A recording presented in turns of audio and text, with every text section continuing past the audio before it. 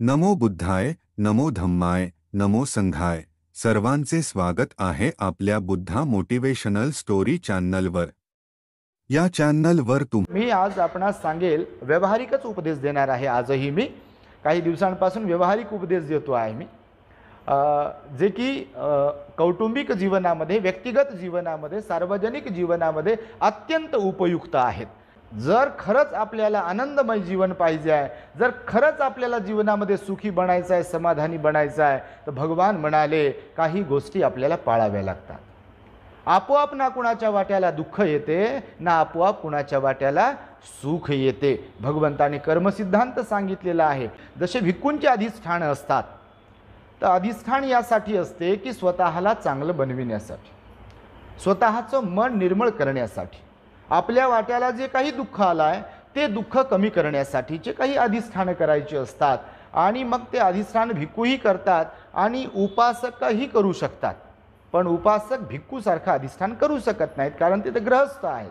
परंतु भगवान म्हणाले या उपोषथांच्या दिवशी मात्र आपण उपासक असताना देखील अधिष्ठान केले पाहिजे, संकल्प केला पाहिजे. आणि म्हणून मी तुम्हाला सांगेल, जे नैराश्य लोकांचे आलेलं आहे, रोज आणि रोज फोन येतात, मेसेज येतात, भंतेजी आमच्या जीवनात असं झालं आहे, आमच्या घरात असं झालेलं आहे, आमच्या भावाचं असं झालं, आमच्या बहिणीचं असं झालं, बायकोचं असं, नवऱ्याचं असं, माय बाप, सासू सासरे, कुणाकुणाच्या बाबतीमध्ये लोक सांगतात की असं असं झालं आहे भंतेजी, आणि त्याच्यामुळं आम्ही फार नाराज आहोत, दुःखी आहोत, आणि आम्हाला काही समजत नाही आहे, सुचत नाही आहे, डोकं चालत नाही आहे, कधी कधी वाटते आत्महत्या करावी, जीव द्यावा. खूप लोक त्रागलेले आहेत.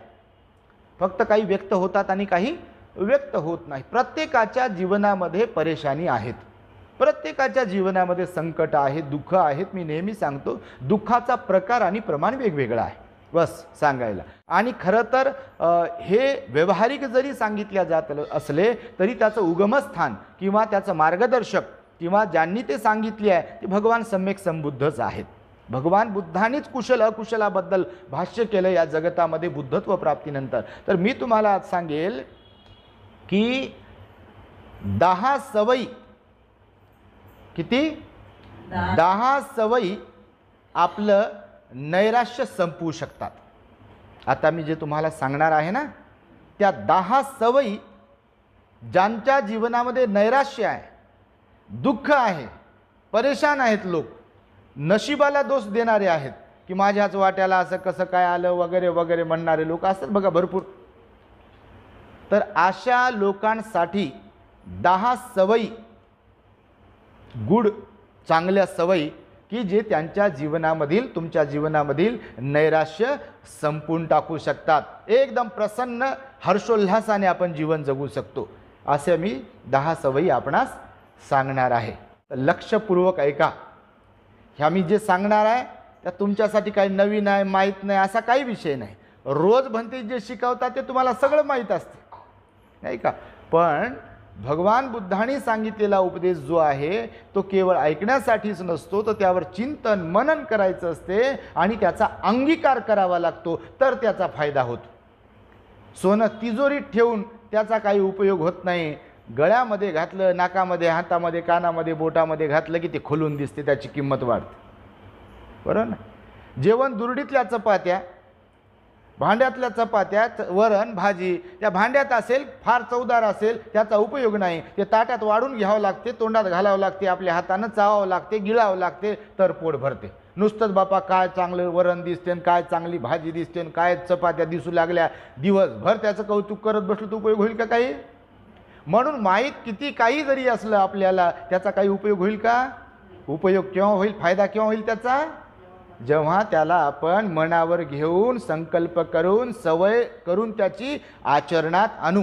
तसं उपोषथाची, सीलपालनाची सुद्धा सवय आपल्या मनाला लावून घ्यावी लागते. नाही तर ते उपोषथ कितीही महान असले, भगवंताने जरी शिकवलेले असले तरी बस आपण आपल्या मोडमध्ये असतो आणि मग आपल्याला त्याची किंमत कळत नाही. तर मी तुम्हाला सांगेल की पहिली सवय आपल्याला कोणती असावी की जी आपल्या जीवनातील नैराश्य संपवू शकते. तर ती सवय म्हणजे सकाळी जेव्हा आपण उठतो तेव्हापासून रात्री झोपेपर्यंत आपण कृतज्ञ भाव मनामध्ये बाळगला पाहिजे. सकाळी उठल्याबरोबर भगवंतानं मंगलमैत्री शिकवली बघा करायला. मंगलमैत्री माहिती आहे का तुम्हाला? मैत्री भावनेचे 11 सुपरिणाम भगवंताने सांगितले आहेत की ज्यांच्या चित्तामध्ये मैत्री भाव असतो किंवा जे मंगलमैत्री करतात सदोदित, ते भगवान बुद्ध म्हणाले त्यांना 11 गोष्टींचा लाभ होतो. सातत्याने मंगलमैत्री करत असेल तर आपल्या चॅनलवरती मागच्या वर्षी मी मंगलमैत्रीचे 11 सुपरिणाम सांगितलेले आहेत. तर कृतज्ञता व्यक्त करावी, कारण आपण या जगामध्ये एकटेच नसतो. आपलं जे जीवन असते आपल्यामुळंच नसते. आपल्याला मायबापाने जन्माला घातलंय, बरोबर का नाही? तर त्या मायबापाच्या प्रति कृतज्ञता व्यक्त केली पाहिजे, धन्यवाद मानले पाहिजे, थँक्यू बोललो पाहिजे ना. मायबाप असतील नसतील, अरे त्यांनी जन्माला घातलं म्हणून मला हे जीवन पाहायला मिळालं, म्हणून बुद्धाचा धम्म मला पाहायला मिळाला, बुद्धाची वाणी ऐकायला मिळाली, बुद्धं शरणं गच्छामी म्हणायला मिळते, बुद्ध विहारात जायला मिळते, भंतीचा धम्मदेशना ऐकायला मिळते, किंवा ज्या कोणत्या चांगल्या गोष्टी तुमच्या जीवनामध्ये घडत असतात, आईवडिलांनी जन्म घातलं म्हणून तर झालं नाही का?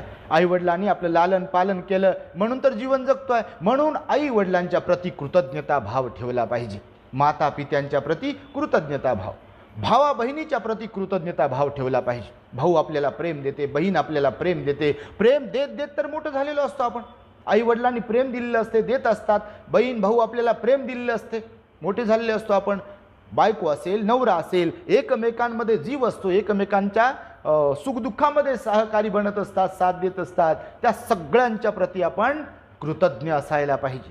गुरूंच्या प्रति आपण कृतज्ञ असायला पाहिजे. गुरु जीवाचा काढ करून, आपल्या सर्वस्वाचा त्याग करून, आपलं सुख दुःख बाजूला ठेवून, त्याला झाकून ठेवून, बिलकुल आपलं दुःख व्यक्त न करता लोकांचं दुःख कसं दूर होईल, लोकांच्या जीवनामध्ये आनंद कसा मिळेल, यासाठी उपदेश करत असतात.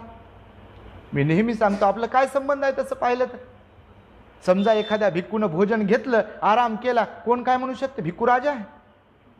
आणि कोणी काय म्हटलं तरी काय फरक पडते? भोजन करावं, भोजन देतात लोक कुठे पण, भोजन कर की झोपलं. पण भिक्षू तसं करत नाही.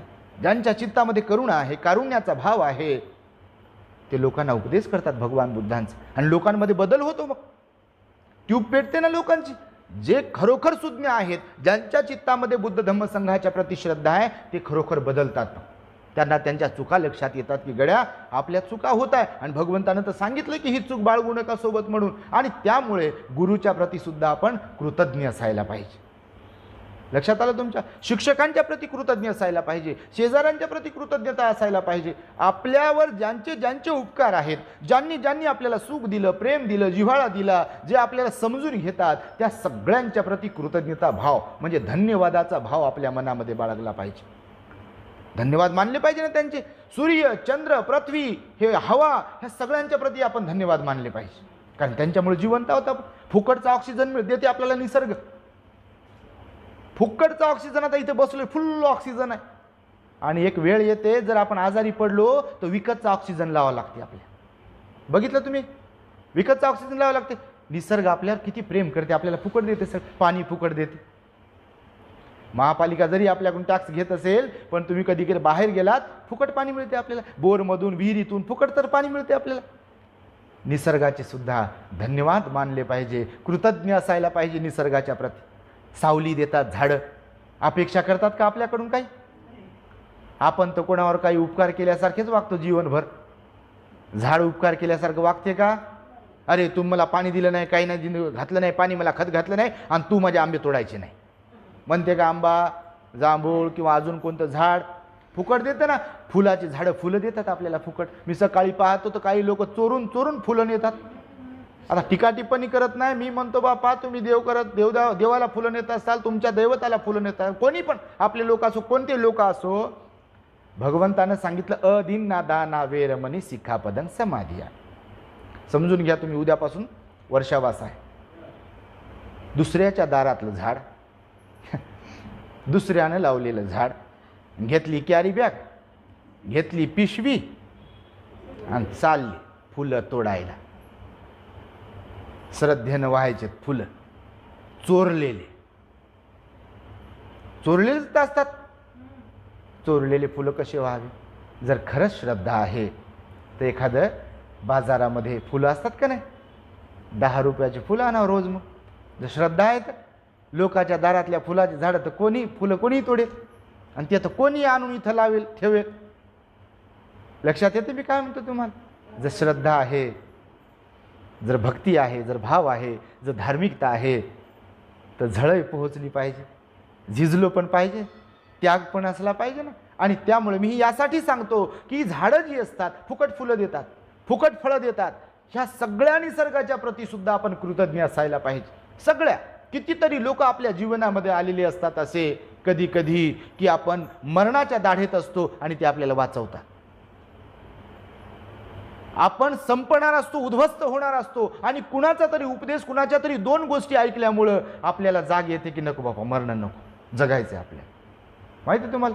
पण आपण सहज विसरत असतो अशा कितीतरी लोकांना. कितीतरी लोक आहेत. मी माझ्या गुरुजींच्या प्रती सदैव कृतज्ञता भाव व्यक्त करतो, ज्यांनी आम्हाला प्रेरित केलं. असे पूजनीय धम्मसेवक भंतेजी आहे, त्यांच्या शाळेमध्ये होतो मुळावला मी. महान त्यागी भंतेजी आमचे धम्मसेवक महाथेरो. त्यानंतर खेमधमो भंतेजी आहेत, त्यांच्या स्कूलमध्ये शाळेमध्ये शिकलो. त्यांनी आम्हाला संस्कार दिले म्हणून तर हे चिवर घेण्याची प्रेरणा जागली मनामध्ये. त्यांचे अनंत उपकार आहेत आमच्यावरती, त्यांच्याप्रती कृतज्ञता व्यक्त केली पाहिजे. आमचे आस्वजित भंतेजी मृत्युमुखी पडले, त्यांनी आम्हाला दीक्षा दिली, त्यांच्याप्रती आम्ही कृतज्ञता व्यक्त केली पाहिजे. दीक्षा दिली, चिवर दिले ना आम्हाला. असे कितीतरी भिक्षू आहेत. पूजनीय भंतेजी आता सेवेची, सुगतबोधी भंतेजी सेवेची संधी उपलब्ध करून देतात. हे पुण्यकर्म आहे. जे काही सेवा करता येईल माझ्या परीने ती सेवेची संधी उपलब्ध करून दिली ना. तुम्हाला पण तर सेवेची संधी. भगवान म्हणाले बऱ्याचदा जीवनामध्ये अशी कृतज्ञता व्यक्त करण्याच्या वेळा येतात, पण आपण भानावर नसतो. आपल्याला वाटतं बस चालले म्हणून चाललंय, त्यांचं काम आहे ते. भगवान म्हणाले असं नाही आहे. आपल्या जीवनातील सुखासाठी, आपल्या जीवनातील आनंदासाठी, आपल्या चेहऱ्यावर हास्य फुलवण्यासाठी असे बरेच लोक असतात, पण आपलं लक्ष नसते.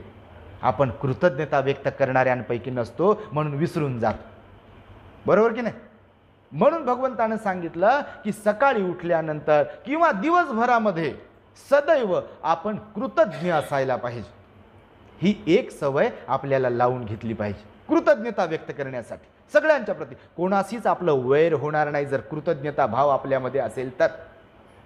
माहिती आहे तुम्हाला? म्हणजे आपण उपकारांची जाणीव ठेवणारे आहोत, तर तो कृतज्ञता भाव आपल्यामध्ये असावा. एक सवय लावून घेतली पाहिजे, हे लक्षात ठेवा. दुसरी सवय सांगेल मी की जीवन मोठं अनमोल आहे. आजारपण प्रत्येकाला येते. कुणाची कंबर दुखते, कुणाची मान दुखते, कुणाचे डोळे, हात, पाय काही ना काहीतरी दुखत राहते. आहार विहारामध्ये बदल होतो, त्याच्यामुळे दुखणे येत राहतात प्रत्येकाला. मला, तुम्हाला, कुणालाही येतील. तर सकाळी उठतो ना आपण, तर उठल्यावर थोडासा हलका व्यायाम केला पाहिजे. आजारी पडल्यावरच नाही, तर आजारी पडण्याच्या अगोदरही आणि नंतरही किमान आपण चाललो तरी पाहिजे, धावलो तरी पाहिजे, असे हातपाय हलवले तरी पाहिजे. नेहमी उदाहरण देतो, गावाकडे शेतामध्ये राबणारी माय असते, बाबा असतात, म्हातारपणापर्यंत काम करतात. त्यांच्या तुलनेमध्ये शहरातल्या ज्या आया असतात, बहिणी असतात, कोण जास्त आजारी असते? आहे का नाही? आल्या गावाकडूनच तुम्ही हो. तुम्ही कुठं आल्या, कुठून काय, असं काय लयच बापा मुले हेच मोठ्या घरी जन्म झाला असा काही विषय. मग तुम्ही माया असो का माणसं असो, परंतु गावाकडच्या लोकांची तब्येत जी आहे शहरातल्या लोकांपेक्षा जरा बरी आहे. का? अंग मेहनत करतात, धावपळ करतात. ते खाल्लं की झोपणं थोडी आहे त्यांच्या वाट्याला. आपल्याला तर सकाळी उठणं होत नाही, फिरणं होत नाही, चालणं होत नाही. तर भगवंताने सुद्धा सांगितलं की आपण मग थोडंसं व्यायाम केला पाहिजे, हातपाय हलवले पाहिजे, फिरलं पाहिजे, लगबगीनं चाललं पाहिजे, डोळ्याचा व्यायाम केला पाहिजे. आता आम्ही डॉक्टरांकडे गेलो, आमच्या आईकडे, बाबांकडे, तर त्यांनी आम्हाला शिकवलं डोळ्याचा व्यायाम करा, हाताचा व्यायाम करा, पायांचा व्यायाम करा, हातपाय हलवले पाहिजे. वेगवेगळ्या प्रकारचे काही छोटे छोटे व्यायाम असतात, ते व्यायाम केले पाहिजे. प्रत्येकाने व्यायाम केले पाहिजे. ही एक सवय आपल्याला लावून घेतली पाहिजे. लक्षात ठेवा तुम्ही, ह्या सगळ्या गोष्टी आपल्या जीवनाच्या आनंदाशी, सुखाशी संबंधित आहेत. ह्या सगळ्या गोष्टी ज्या मी तुम्हाला आता सवयी सांगतो आहे, तर सकाळी उठल्यावर किंवा संध्याकाळी थोडासा हलकासा व्यायाम केला पाहिजे. नाही तर लय दुखते आणि घरीच बसा. जेवढं दुखणं मनावर घ्याल तेवढं ते वाढत राहील. तो मी असेल, तुम्ही असेल, कोणी असेल. दुखण्याला जेवढं कवटाळत राहिलो, मायो येन बाप होय, ते नंतर ते म्हणू देत नाही मग मायो येन बाप होय. कारण त्यात लाड केला ना त्याचा. भगवान म्हणाले दुःखाचा लाड करू नका, दुःखाला डोक्यावर घेऊ नका, त्याला संपवण्यासाठीचा प्रयत्न करा तशा प्रकारचा. आणि म्हणून दुःखाला कवटाळत बसायला सांगितलं नाही, म्हणून व्यायाम करायला सांगितलं. लहान लहान व्यायाम आपण केल्या पाहिजे, तशा सवयी आपण स्वतःला लावून घेतल्या पाहिजे. तिसरी सवय तुम्हाला सांगेल मी की आपण ध्येयवादी असलो पाहिजे. ध्येय, जीवनामध्ये मला काहीतरी करायचं आहे असं ध्येय आपण आपल्या अंगी गाठलं पाहिजे. तर कोणते ध्येय असले पाहिजे? आता तुम्ही विहारात येणाऱ्यांपैकी आहात की नाही? तर तुमच्याकडे ध्येय असावं की मी बुद्धाची वाणी इतरांच्या तुलनेत नेहमी ऐकते, तर माझ्यात जे दोष आहेत ते दोष मी काढून टाकले पाहिजे. हे ध्येय असलं पाहिजे तुमच्याकडे. का? तर तुम्ही बुद्धाची वाणी दररोज ऐकता ना. अल्लक्षम ध्येयवादी असावं. भगवान बुद्ध म्हणाले मनुष्याने ध्येयवादी असावं. आणि ते कशाच्या संबंधात ध्येय असावं? तर आपल्यातले दोष काढून टाकण्याच्या संदर्भातलं ध्येय असावं. कोणता अवगुण आपल्याला लयच चिपकलेला असेल तर आपण ध्येय असायला पाहिजे आपल्याकडे, तो अवगुण मी काढून टाकेल. नाहीतर जसे आले आणि तसेच गेले, काय तर काहीच नाही. पान सोडलं नाही खायचं, सुपारी खायची सोडली नाही, तंबाखू खायचा सोडला नाही, बारीक बारीक बोलायचं सोडलं नाही. काय केलं मग विहारात? विचारात मनाला काय केलं विहारात येऊन? बारीक तोड करता मग असं सांगितलं, पण विचारात मनाला खरंच काय केलं मग विहारात येऊन? याच्यावर चिडायचं, त्याच्यावर चिडायचं, ठसकून बोलायचं, खुसकून बोलायचं, टॉर्चर करायचं, अपमानित करायचं, इकडं तिकडं पाहतच राहायचं. असं सांगा. कितीतरी सवयी लोकांना असतात बघा. मी तुम्हालाच बोलतोय असं नाही, हे चॅनलवरून सगळीकडेच जाते. सगळ्याच लोकांचा हा लोक स्वभाव आहे. मी यासाठी म्हणून मी हे मुद्दाम सांगतो विहारात येणाऱ्या लोकांना, धार्मिक असणाऱ्या लोकांना, की त्यांनी मग ध्येय बाळगले पाहिजे की आपल्यातलं जर अवगुण असतील आणि आपण बुद्धाची वाणी पुन्हा पुन्हा ऐकत असेल तर इतरांच्या तुलनेमध्ये तुम्ही लवकर बदलले पाहिजे. नाही तर मग त्या न येणाऱ्यांमध्ये आणि तुमच्यात काय फरक आहे? आणि लोक तर मग कधी कधी बोलतात, बापा त्या विहारात जाते म्हणतात की नाही. तुम्हाला म्हटले असतील कधी, आता तुम्ही थोडी सांगा. भांडण बिंडण काय झालं तर ते विहारात जाते म्हणते. हा, हेच शिकले का म्हणते विहारात जाऊ? तुमच्यावर कधी आली असेल वेळ अशी, तुम्ही थोडी सांगाल का आली म्हणून? कारण चुका थोडी सांगते माणूस, बा माझ्या चुका झाल्या आणि मला असं कोणीतरी बोललं. तर हे सांगतोय यासाठी तुम्हाला की आपल्यातले दोष काढून टाकण्याचं ध्येय आपल्याकडे असायला पाहिजे. इतरांच्या तुलनेमध्ये आपण चांगले असायला पाहिजे, ध्येयवादी. आणि तुम्हाला सांगतो, आणि म्हणून विकारमुक्तीचं पण ध्येय आपल्याकडे असायला पाहिजे. आपल्यातला राग, द्वेष, लोभ, मोह, माया, मत्सर, अहंकार, ईर्ष्या, संशय याला काढून टाकण्याचं पण ध्येय आपल्या अंगी बाळगलं पाहिजे आपण. भगवान म्हणाले की हे दोष चांगले नाही, विकार चांगले नाही, तर हे ध्येय बाळगलं पाहिजे. तुम्ही तर ध्येय बाळगलं पाहिजे. उद्यापासून तसा संकल्प केला पाहिजे. जर होत नाही तर उपवासात त्याला तर पालन करणं म्हणतात. नाहीतर काही काही लोक बापा मी लय उपवासात पालन करतो म्हणतात, आणि हे जे सांगतो ते सोडायला तयारच नसतात. केवळ उपवासात पालीमधून म्हणणे, जे वाईट नका वाटू देऊ, सगळ्यांनाच सांगतो याच्यावरून. केवळ उपवासात पालीतून म्हणणे भंतेजींच्या मागे मागे, किंवा आपल्याला पाठ आहे बनून पांढरे कपडे केवळ घालणे आणि केवळ दुपारी 12च्या आत भोजन करणे आणि मन अशुद्धच ठेवणे, त्याला उपवासात पालन करणे म्हणत नाही. उपवासाच्या संदर्भात काही अटी आणि शर्ती सांगितल्या भगवंतानं. तर 8 नियम सांगितले भगवंतानं. त्या 8 नियमांच्या व्यतिरिक्त दिवसभरासाठीचं शेड्यूल दिले आपल्याला, 24 तासाच्या साठीच उपवासाचं. उपवास 24 तासाचा असते. उपवासात आणि उपासामध्ये फरक आहे, हे पण आपल्याला कळालं पाहिजे. भाकरीचा आणि उपवासाचा असा काही फारसा जास्त संबंध नाही. भोजनाचा जो नियम सांगितला तो आरोग्याच्या दृष्टिकोनातून सांगितला. बाकीचे जे नियम आहे ते सगळं भोजनाला सीलच समजले भगवंतानं त्याच्यामध्ये. म्हणून आपण आपल्या चांगल्या सवयी लावून घेतल्या पाहिजे. वाईट सवयी लागल्या असतील तर सोडून दिल्या पाहिजे त्या सवयी. तर त्यातली मग ही एक ध्येयवादी असण्याची सवय आपण स्वतःला लावून घेतली पाहिजे. पण ते कोणते ध्येय असावे? केवळ इतर भौतिकदृष्ट्या असलेले ध्येय नाही, तर आध्यात्मिक दृष्टीचे ध्येय जे आहेत, मी हे जे तुम्हाला सांगतोय की स्वतःचे विकार काढून टाकणे, स्वतःमधले दोष काढून टाकणे आणि स्वतःला चांगलं बनवणे, असे ध्येय आपण आपल्या अंगी बाळगले पाहिजे. त्यानंतर मी तुम्हाला एक सांगेल, चौथी सवय आपल्याकडे असायला पाहिजे, ती म्हणजे काहीतरी नवीन शिकण्याचा भाव आपल्या मनामध्ये असायला पाहिजे. का? तर आपण तेच ते करत असतो. बघा तुम्ही कधी स्वतःला विचारू, आपण काय करतो? ज्या सवयी लागल्यात त्याच करत असतो. जीवनामध्ये रोज काही ना काही नवीन करायला आपण शिकलो पाहिजे. तर काय करायला शिकलो पाहिजे? जर मायबापाने शाळेत घातलेलं असेल आपल्याला आणि वाचता लिहिता येत असेल, तर आपण काही ग्रंथ वाचले पाहिजे. बुद्ध धम्माशी संबंधित पुस्तकं वाचले पाहिजे. डोळे चांगले आहेत तोपर्यंत वाचले पाहिजे. कारण जर बुद्ध धम्माशी संबंधित पुस्तकं वाचत राहिलो तर ज्ञानात तर भर पडतेच पडते, पण जे दुःख असतात ना छोटे मोठे, किंवा याच्याबद्दल राग, त्याच्याबद्दल चीड वगैरे, घरातल्या 12 भानगडी, त्याच्यातून डोकं इकडं जाते वाचण्यामध्ये आणि मग ते दुःख थोडंसं हलकं होते. तुम्ही करून तर पहा. म्हणून मी आता जे बघासी म्हणालो ना, दुःखाला जेवढं कवटाळत बसलो, दुःखाचा जेवढा विचार करत बसलो, तेवढं दुःख त्रास देते. म्हणून त्याच्यातून बाहेर पडलं पाहिजे. आता आमच्या 7 दिवस आईला लय त्रास होत होता. मी साहेबाला सांगितलं की घरात बसू देऊ नका, आईला विहारात पाठवा. कारण विहारात आल्यावर आता इथं बोललं की बघा तुम्ही विचारातच स्वतःला अर्धा 1 घंटा दुःख हरवते की नाही, तेवढ्या पुरतं का होईना. वाटतं का नाही तुम्हाला?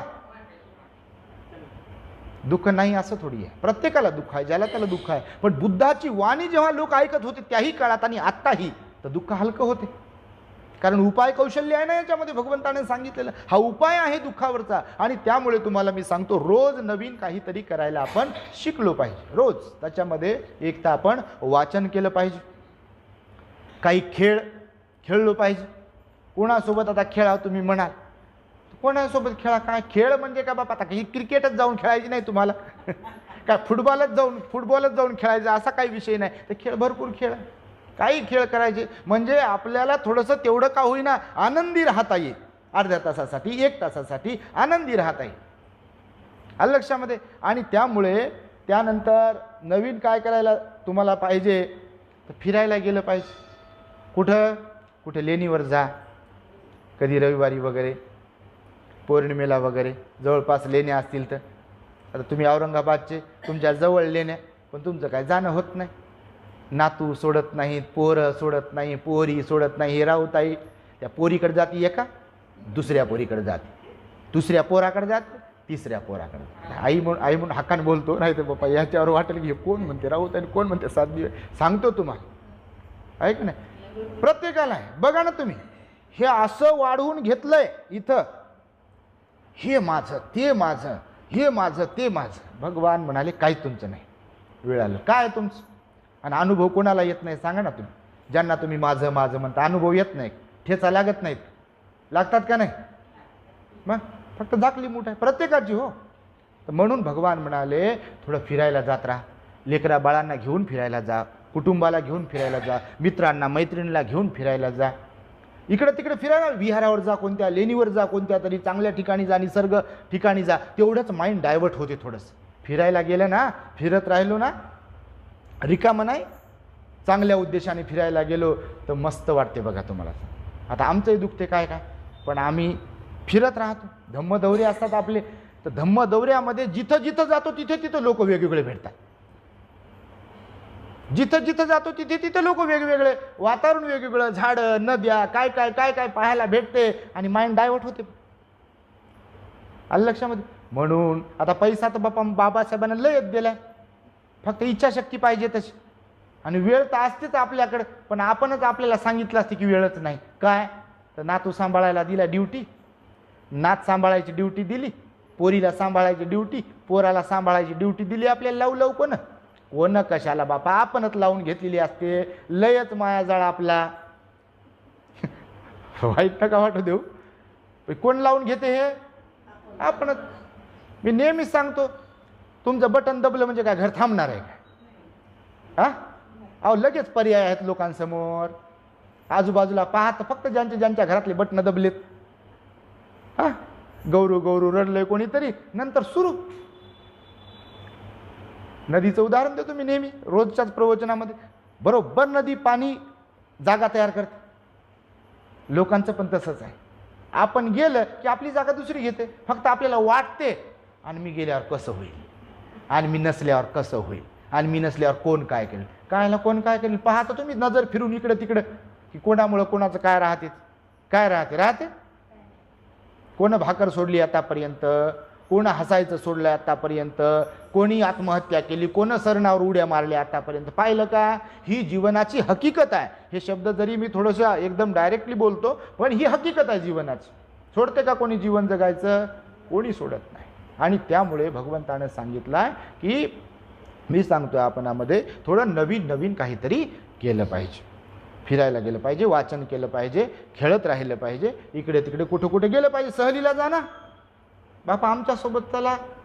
आता नोव्हेंबरमध्ये आपला बुद्धगयेचा टूर आहे, नंतर श्रीलंकेचा टूर आहे. कुठे सहली असतात. धम्मसहली काढतो बघा, प्रत्येक वर्षावासात पण धम्मसहली काढत असतो आपण. ते यासाठीच की तुम्ही दुःखाचं गाठोडे तुमच्या डोक्यावर आहे आणि तुम्हाला तेवढंच बरं वाटावं म्हणून धम्मसहली काढतो आपण. आणि नवीन शिकायला वेळ भेटते. बघा ना तुम्ही एसटीत बसल्यावर, गाडीमध्ये बसल्यावर, तिथं भोजन करत असल्यावर किती आनंदी राहतात सारे लोक.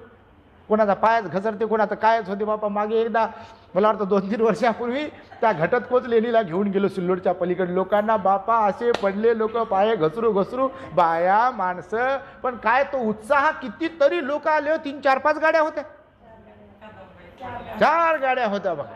आईचे गुडघे गेले, आपल्या कदमाईचे ऑपरेशन केलेलं, काहीच झालं नाही. आल्या बघा, अशी जिद्द पाहिजे. दोन्ही गुडघ्यांचं ऑपरेशन केले, कृत्रिम गुडघे बसवले आईला. पण विहारातही रोज येते पहा.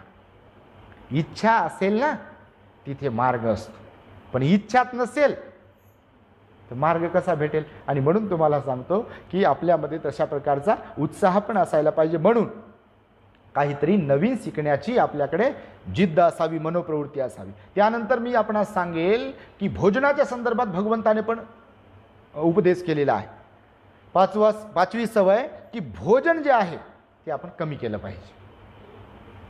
कमी केलं पाहिजे म्हणजे संतुलित आहार घेतला पाहिजे. नाही तर मुख्यत्वे भोजन कमी केलं पाहिजे. संतुलित आहार घेतला पाहिजे. आता भगवंतानं सांगितलं बघा, काय, किती, कधी आणि कसे खायचे एवढं आपल्याला समजलं पाहिजे, नाही का. नाही तर गोड लागतं म्हणून किती पण खाल्लं की मग गाडी बिघडते आपली.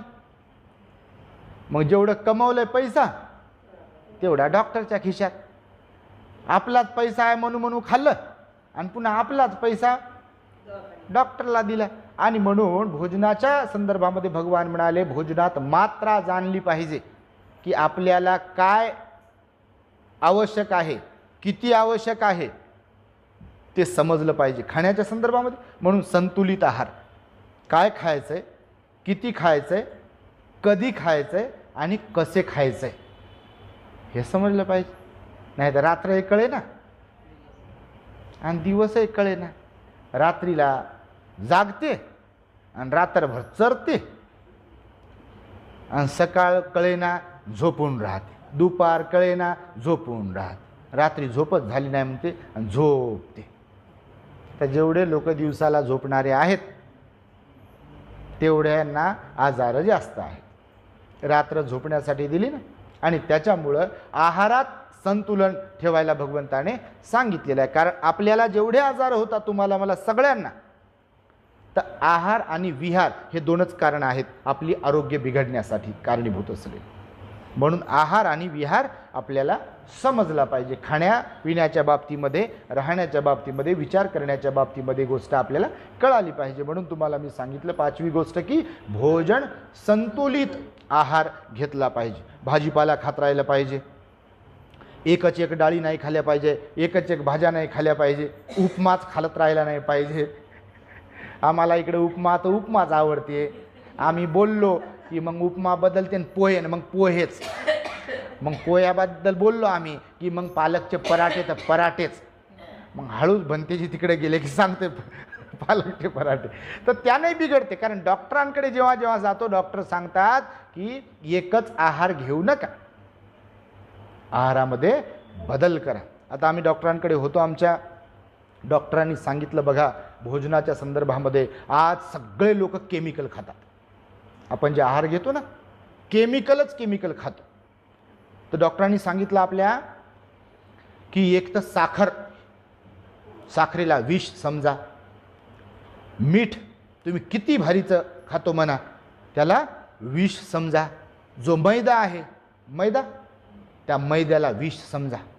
हे 3 विष आहेत, हे बंद करा. पहिली गोष्ट, बिलकुल साखरेशी संबंधित आपण काहीही खाता कामा नये. साखरेशी संबंधित काहीच खायचं नाही आहे, बिलकुल बिलकुल म्हणजे बिलकुल खायचं नाही. दुसरी गोष्ट, हे जे मीठ आहे कोणत्याही कंपनीचं, ते मीठ आपण खाता कामा नये. तर कोणतं मीठ खावं, तर मीठ तर आवश्यकच आहे. तर एक तर सैंधव मीठ खावं, काळं मीठ खावं, त्याच्यामध्ये खनिज वगैरे भरपूर असतात. भाजी जेवणासाठी पण वापरू शकतो आपण. ते सैंधव मीठ वगैरे जे असतं ना, लोक उपवासाला वापरायचे, तर सैंधव मीठ आणायचं.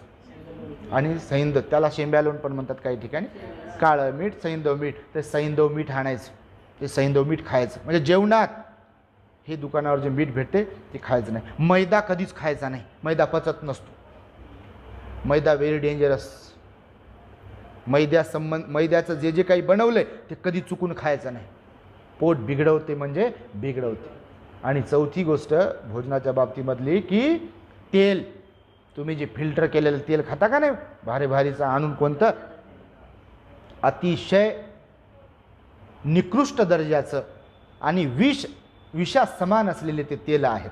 तर तेल कोणतं खावं, तर घाणीचं तेल खावं. घाणे असतात ना, लाकडी घाणे, एक तर ते तेल खावं, नाही तर ऑलिव्ह ऑइल असते बघा, पण ते जास्तच महाग असते. ऑलिव्ह ऑइल असते, तुम्ही डीमार्टला, प्रोझोनला जर कधी कधी गेलात तर तिकडे ते ऑलिव्ह ऑइल भेटते, पण ते जास्त महाग असते.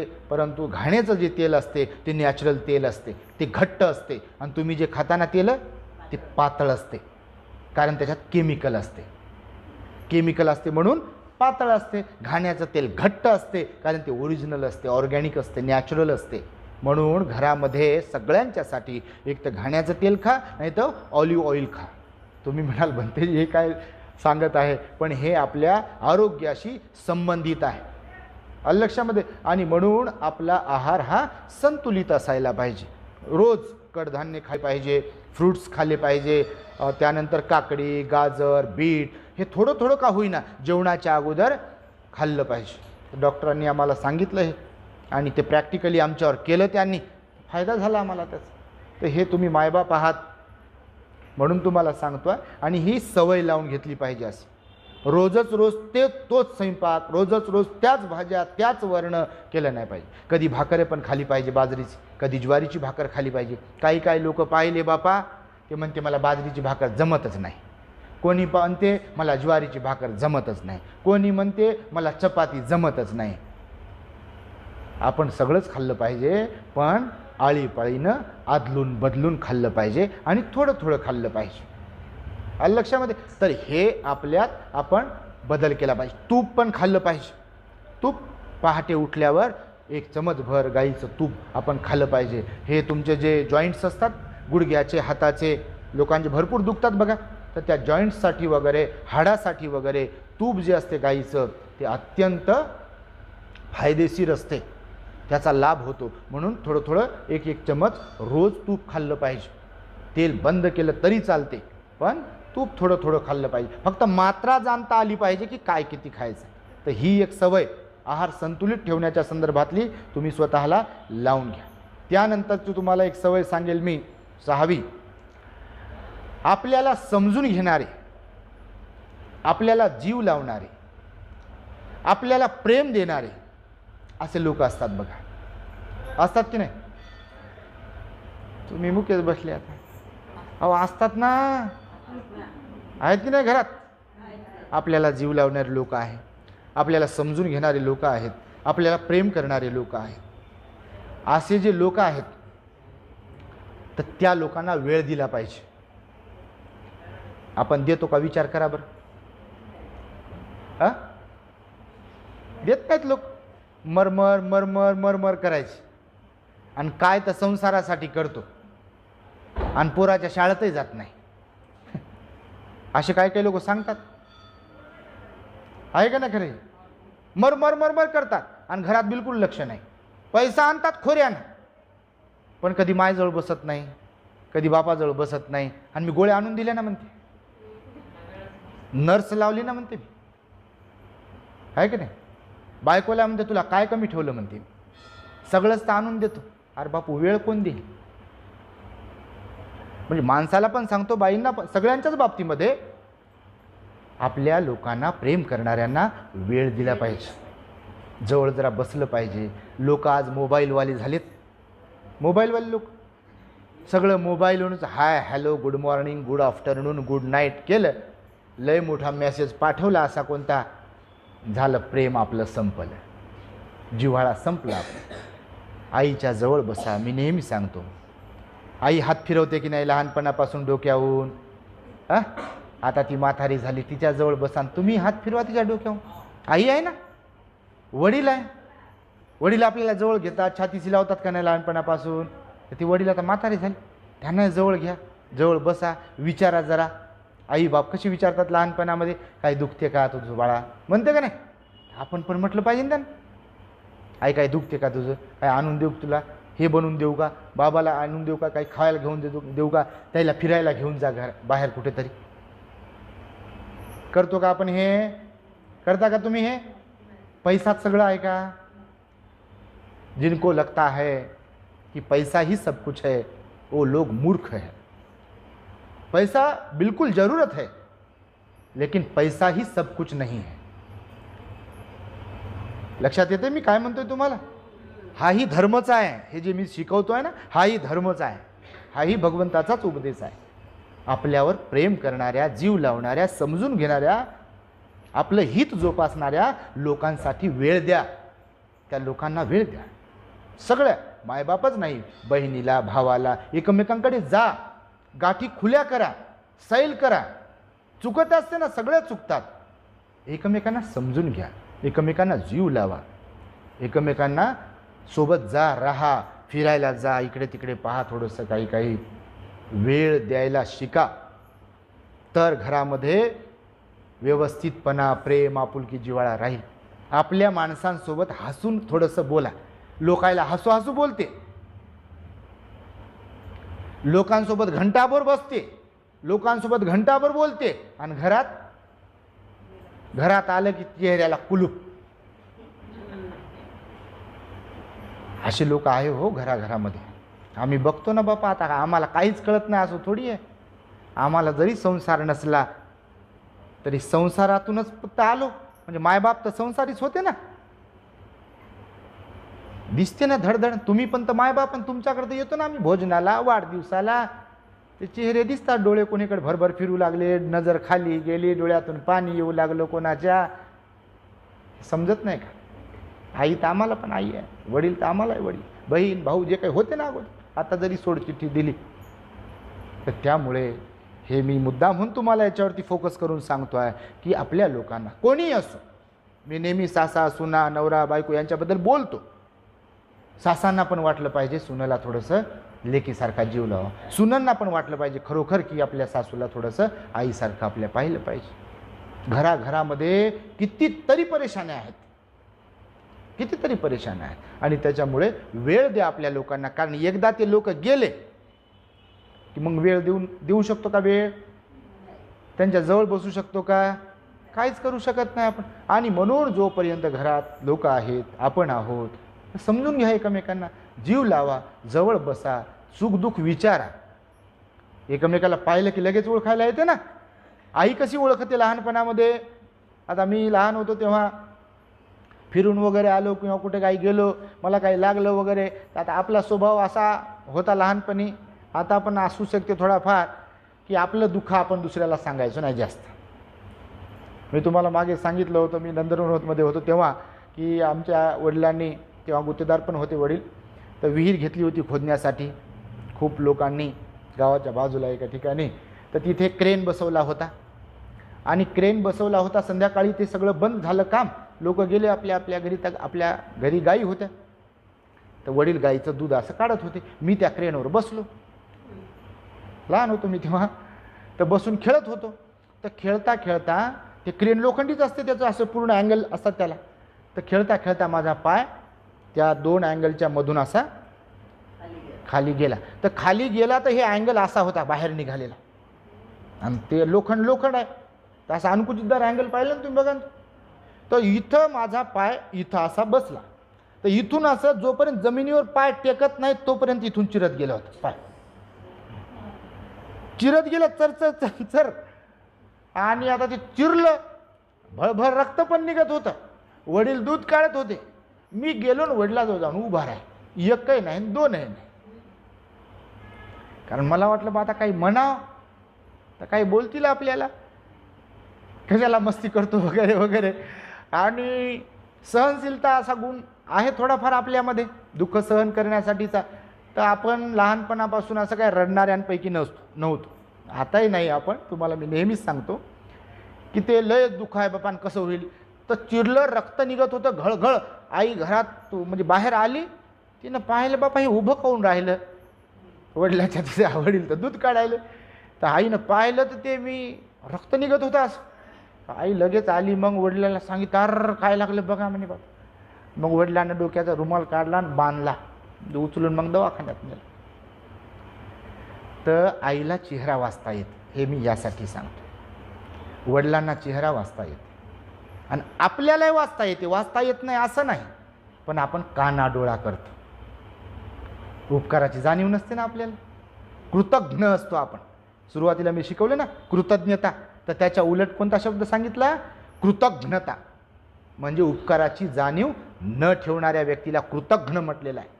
जसे आपले काही काही लोक आहे बघा, बाबासाहेबांच्याबद्दल कृतज्ञ आहेत. बस आपलं पोट भरलंय, सगळ्या गोष्टी बाबासाहेबांमुळे मिळाल्या, पण आम्हाला बाबासाहेबांनी जे काही सांगितले विहारात जायला वगैरे धार्मिक आचरण करायला, त्याच्याशी आम्हाला काही संबंध नाही. असे काही लोक ते कृतज्ञ स्वभावाचे लोक आहे, प्रवृत्तीचे लोक आहे. तर म्हणून मी आपणास सांगतो आहे की आपल्या लोकांच्या जवळ बसा. तुमच्या डोळ्यामध्ये पाणी आलं, पण हे घराघरामध्ये आहे. तुम्हाला मी सांग, वेळ द्या असं माझं म्हणणं. त्यानंतर सांगतो मी तुम्हाला, 8वं सवय लावून घ्या, वेळेचा सदुपयोग करायला शिका. वेळेचा सदुपयोग करायला शिका. हातावर हात ठेवून बसता कामा नये. काही लोक म्हणतात काहीच काम नाही, आता काय करावं, रिकामेच. असे लय लोक काहीच काम नाही म्हणतात. मी म्हणतो जरा कधी या पारावर जाऊन पहा. इकडे पार आहे, म्हातारे लोक बसलेले असतात टोप्या घालून. इथं दुपारी 2-4 घंटे म्हातारे आया येऊन बसलेले असतात.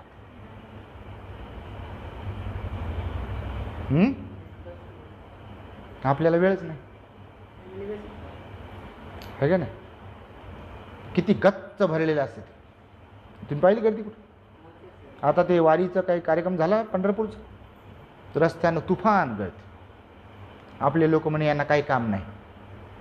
आपला नजरिया वेगळा आहे लोकांकडे पाहण्याचा. कोण म्हणते काम नाही? त्यांच्यात भाव आहे, भक्ती आहे, श्रद्धा आहे.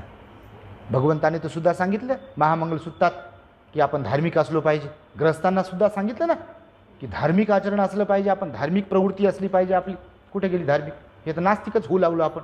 याच्यात काय पडले आणि त्याच्यात काय पडले, आणि विहारात कुठं काय असते, आणि प्रवचन काय ऐकतात, आणि दान कुठं काय देतात, आणि उपवासात काय असतं वगैरे वगैरे. असे लोक आहे की नाही आपण? आहे ना. आणि त्यामुळे सदुपयोग करा वेळेचा, कारण वेळ गेली की पुन्हा परत येत नाही. जोपर्यंत विहारात जाऊ शकतो आपण तोपर्यंत विहारात येत राहा. जोपर्यंत कानाला ऐकायला येते बुद्धाची वाणी पुन्हा पुन्हा ऐका. जोपर्यंत या डोळ्याने बुद्धाचं रूप, भिक्खूचं रूप दिसते आपल्याला, तोपर्यंत पाहायला शिका. प्रेरणा मिळत राहील ना, नाही का?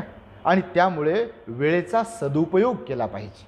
धार्मिक जीवन जगण्यासाठी, उपदेश ऐकण्यासाठी, लोकांचं कल्याण करण्यासाठी, लोकांना मदत करण्यासाठी वेळेचा सदुपयोग करा. रिकामं बसू नका, कारण रिकामं डोकं सैतानाचं घर आहे. रिकामं डोकं. बघा तुम्ही, जेवढे रिकामे लोक, वाईट प्रवृत्त्या त्याच लोकांमध्ये असतात जे रिकामे लोक असतात. तुम्हाला मी सांगतो, वाईट प्रवृत्त्या त्याच लोकात अधिक असतात की जे लोक रिकामेच असतात, काहीच काम नाही. त्या लोकांमध्ये याच्याकडे पहा, त्याच्याकडे पहा, याला दुष्ण दे, त्याला दुष्ण दे, याला नाव ठेव, त्याला नाव ठेव, हे कोणामध्ये प्रवृत्ती असतात? कोणामध्ये प्रवृत्ती असतात? जे रिकामेच असतात त्यांच्यात ह्या प्रवृत्ती असतात. बघा तुम्ही, असतात का नाही? हा, असतातच बापा. आणि त्यामुळे वेळेचा सदुपयोग करा. त्यानंतर बघा, तुम्हाला सांगेल मी, 9वी सवय लावून घ्या आपल्याला, लवकर उठणे आणि लवकर झोप. हे आई म्हणते झोपच येत नाही म्हणते, लय वर्षापासून हा टेन्शन असं चिपकून घेतले, झोपच येत नाही. आहे टेन्शन बापा, आम्हाला आहे माहीत, तुम्हाला आहे माहीत, नाही जमत नाही. तर सकाळी लवकर उठायला पाहिजे आणि रात्री लवकर झोपायला पाहिजे. आरोग्याच्या दृष्टीनं लवकर झोपणे, लवकर उठणे अत्यंत फायदेशीर ठरते. आरोग्याच्या दृष्टीने 7-8 तास झोप झाली पाहिजे ना रात्री. पण दिवसाला झोपलं की रात्री झोप येणारच नाही तुम्हाला, कारण शरीराला सवय लागते. शरीराला सवयी लागत असतात. किमान 7 दिवसात शरीराला सवयी लागायला सुरुवात होते कोणत्याही गोष्टीची. म्हणून तुम्ही दिवसाला जर झोपत असाल ना, तर रात्रीची झोप डिस्टर्बच होणार तुमची. आता 7 दिवस साहेब आम्ही फिरायला जातो, तर काही दिवसापूर्वी मला सांगत होते, मला म्हणे 2लाच जाग येते, नंतर झोपच येत नाही. फिरायला सुरुवात केली सकाळी जाऊन, तर आता म्हणे लवकर झोप येते, सकाळी बरोबर 4-5 वाजता जाग येते. सवयीवर डिपेंड आहे. आणि म्हणून आपल्या वेळेचा सदुपयोग करून लवकर उठलं पाहिजे आणि लवकर झोपलं पाहिजे. तर काही लोक म्हणतात, मला लवकर उठून काय करावं? भगवंताने ध्यान करायला शिकवलं. ध्यान करावं, लवकर उठून काय करावं म्हणजे काय करावं? आणि सकाळचं जे वातावरण असते ते पॉझिटिव्ह वातावरण असते. जगातले जेवढे ऋषी मुनी संत असतात, महापुरुष असतात, सकाळी लवकर उठतात, ध्यान करतात, मंगलमैत्री करतात. नेचर पण सकाळी बघा तुम्ही, पक्ष्यांचा चिवचिवाट असतो. तुम्ही जरा बाहेर कधी जाऊन तर पहा, डोंगराच्या दिशेला, गावाच्या बाहेर काय वातावरण असते. पण आता ते सूर्य उगवला तरी ज्यांच्या अंगावरची गोधडीच उठत नाही, चादरच निघत नाही, त्यांना काय कळेल त्याचा आनंद, आहे ना? पहिले काळातले लोक बघा, लवकर उठायचे, सकाळी लवकर झोपायचं. आणि म्हणून आरोग्याच्या दृष्टिकोनातून देखील ही सवय अत्यंत चांगली आहे आणि ती तुम्ही लावून घेतली पाहिजे. शेवटची सवय तुम्हाला मी सांगेल, व्यसनाधीनतेपासून आपण अलिप्त असायला पाहिजे. भगवंताने शिलामध्ये 5वं सील सांगितलंय, सुरा मेरय्य मज्ज पमाद ठाणा वेरमणी सिखापदं समाधिया. व्यसनाधीनता किती वाढली, भयंकर वाढलेली आहे. घराघरातले लहान लहान पोरं बिडिया सिगारेट पितात माघारे. मायबाप काहीच म्हणू शकत नाही. काय म्हणतील? मायबापात तसे असतील तर म्हणू शकतात का काही? काय म्हणू शकत. बाप तर दारू पिऊन येते, पोरगा बिघडेल की नाही? माय ध्यानावर नाही, माय पैशाच्याच लालची, समजा खाण्याच्याच लालची, तर पोरी बिघडतील की नाही? बिघडतील की नाही? बिलकुल बिघडतील. म्हणून आपण व्यसनाधीनतेपासून अलिप्त असायला पाहिजे. जर घराला घरपण आणायचं आहे, घरातल्या लोकांना चांगलं बनवायचं आहे, घरात वातावरण चांगलं ठेवायचं आहे, तर ही गोष्ट आपण लक्षात ठेवली पाहिजे. आणि म्हणून तुम्हाला व्यावहारिकदृष्ट्या ह्या 10 सवयी सांगण्याचा प्रयत्न केला. आणि साधु साधु साधु बुद्धं नमामि, धम्मं नमामि, संघं नमामि.